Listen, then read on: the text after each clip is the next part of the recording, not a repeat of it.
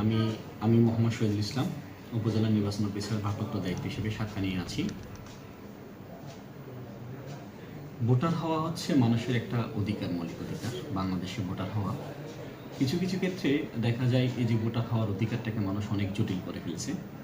আমি সাতকানিয়াবাসীকে জানাতে চাই, আপনারা নিজেদের অধিকারটা নিজেরাই সংরক্ষণ করবেন। আপনার যেভাবে ভোটার হওয়ার যে কাগজপত্র যেগুলো আছে বিভিন্ন ইউনিয়ন পরিষদ থেকে, যেমন চেয়ারম্যান সার্টিফিকেট থেকে শুরু করে যে কাগজপত্রগুলো লাগে, আপনারা এগুলো নিয়ে সরাসরি আমার অফিসে জমা দিবেন। কোনো তৃতীয় কোনো মাধ্যমে আপনারা যাবেন না। আপনাদেরকে সহযোগিতা করার জন্য আমরা আছি।